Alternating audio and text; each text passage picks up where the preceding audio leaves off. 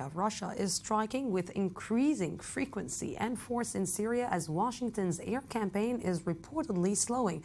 This comes as U.S. President Barack Obama announced he would visit Turkey next month. I-24 News correspondent Ayman Siksik has more. Russia is stepping up its military campaign in Syria.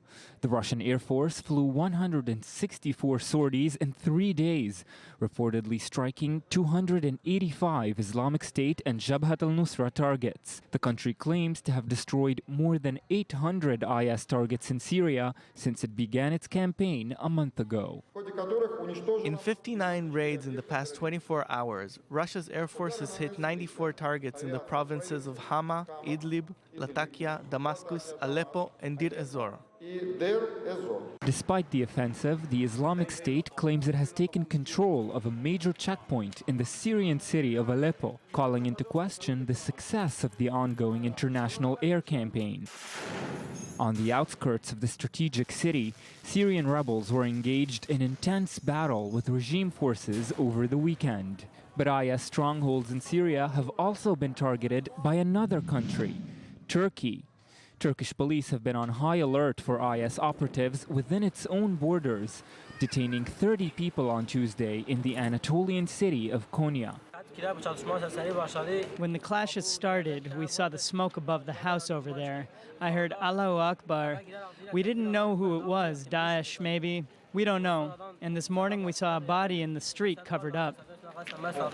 Turkey's involvement in the Syrian war is growing as it also hits Kurdish rebels in the country. As such, U.S. President Barack Obama plans to visit Ankara in mid-November. This as Washington has reportedly slowed its airstrikes against IS targets in Syria. The event will therefore juxtapose the leader of the free world against Russian President Vladimir Putin, who has taken the lead in Syria alongside its own leader, Bashar al-Assad. And with me here in the studio is Ali Waqt, Senior Middle East Analyst. Good evening. Good evening, Lucy. And also Dror, Zeevi, Middle East Expert at the Ben Gurion University. Good evening. Good evening. Before I will start with you, I want to go to our Laura Wills, who is a journalist in Istanbul. He's with us right now via Skype. Good evening. Good evening. So what is the purpose suddenly of the meeting between Turkey and the United States? Well, the G20 is coming up, and the United States is expected to attend, and so President Obama will be coming. Now, what will be spoken about between President Erdogan and other Turkish officials and President Obama, we can guess, but we don't know exactly. Certainly, Syria will be high up, and especially the fate of the Syrian Kurds. This is really a tug of war between the United States and Turkey at this point. You know, how deep would Turkey want to be involved right now in what is happening in Syria, especially after the Russian intervention there? Well, we'll see. But today, Prime Minister Davutoglu, he said that Turkey will act if the Syrian Kurds try to cross the Euphrates again, like they did on Sunday.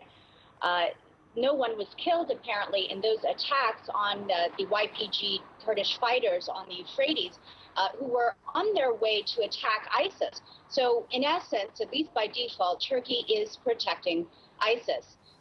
Prime Minister Davutoglu seemed determined, and he said this is something that we will not accept. President Erdogan said on Monday that they really considered a threat to have a Syrian Kurdish autonomous region on their border, and they will never accept it. They will do anything to prevent it. So we will see. But I do think that considering they're going into northern Iraq, into the KRG to bomb PKK positions, and that's actually an ally of theirs, well, I think we could see almost anything, actually. Yes, Laura Wells, thank you very much for this. And let's talk a little bit, gentlemen. Again, thank you for being with me. Let's talk a little bit about the U.S. Deciding just to take a step down or to take a step back from the air campaign and to give the stage to Syria. Is it a smart move? to give the stage to Russia. I'm sorry. I'm not sure that this is what the Americans are doing for the moment, but it is obvious at least that the Americans are trying to avoid any kind of confrontation with the Russian. But as you mentioned in the introduction, they are trying to build a parallel power with Turkey and with other Arab Gulf countries in order to try to balance, to equilibrate what the Russians are trying to do in Syria. Lucy, I think that our guest will talk more about the Turkish role, but I think that we should wait until the elections in the coming days in Turkey, and the elections will define better what kind of role and what would be the role of the Turks in Syria. This is at least what we are hearing from the Russians and from the Syrians in Syria when you ask them about the role of Turkey. Exactly in this point. And, you know, the elections are really just knocking on the door. The situation of Erdogan is not that good in Turkey, especially when he knows that the Kurdish party is just trying to get into the door just before him. This puts the Syrian agenda really very on the top of the list, or it's just like, just right now I have bigger things to worry about? Well, obviously, I mean, the elections is on November 1. It's 5 days from today. So obviously everybody in Turkey is thinking about internal affairs. Nobody thinks about Syria. And there's one other thing I could say is that everything we're thinking about Syria now will be completely different after that date. I mean, Syria is now used as part of the internal discussion in Turkey, whether Turkey should be involved, to what extent, what it should do vis-a-vis the Kurds, what it should do vis-a-vis the Americans and the Russians. But, you know, all this will change. Whether like it or not, it's maybe one of the countries who are suffering from the influx of refugees the most. Turkey was the first country to open its doors to the Syrian refugees, and they maybe anticipated this whole mess before everyone. I don't know if they anticipated it, but they're certainly on the butt end of it. They're getting all the flack from the Syrian conflict, and they're very, very much interested in solving it. Until now, Erdogan was always talking in terms of removing Assad and changing the regime and getting the rebels in. I think that might change in the coming days in view of the complexity of the issues. And I think they realize that they will have to think differently about the whole affair.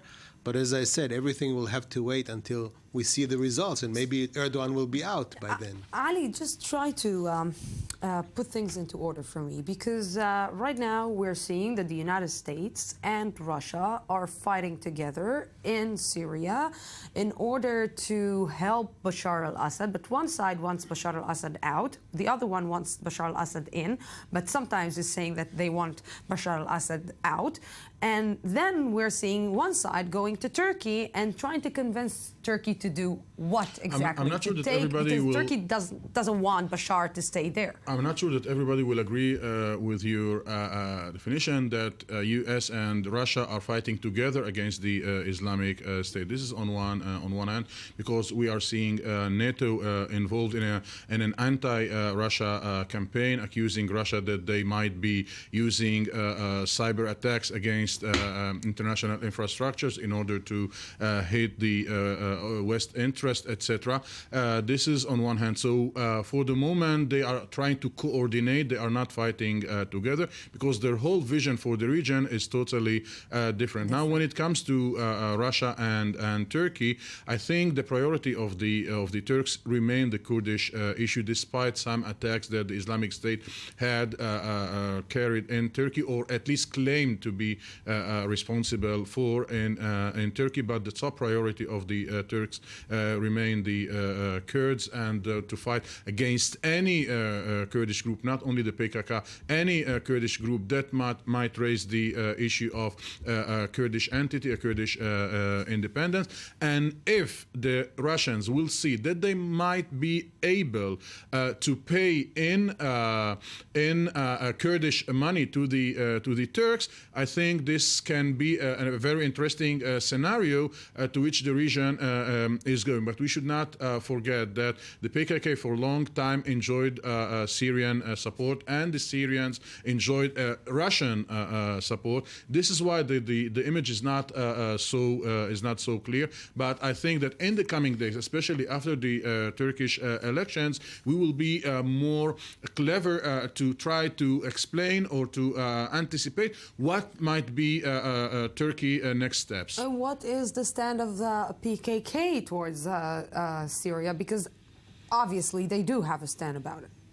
Yes, the PKK have a stand about Syria, but it's not that important because their fight is inside Turkey. They're not really interested in the Kurds fighting for their independence inside Turkey, inside Syria. They're more internally oriented. But as Ali said, the government here is thinking in terms of fighting any Kurdish force that tries to establish some kind of independence on the Turkish border on its Syrian side. So in that sense, Turkey is just fighting against any kind of Kurdish force, whether it's pro-Assad or against Assad, whether it's part of the rebel forces or against them, it doesn't matter. It just fights. What are the chances of Erdogan actually winning this round of elections? I think they're slim unless he really tries to play dirty. It seems all the polls say that these elections are going to be a repeat of the former elections, more or less, with perhaps even more power to the opposition. So unless he plays dirty, he will warn the Muslim Turks that the Kurdish Turks are rushing to the polls. So like Benjamin Netanyahu. Maybe you should pick up the phone and speak with Benjamin Netanyahu about that. Gentlemen, thank you very much for this. We're going out for a small break, 2 minutes, and I'll be back.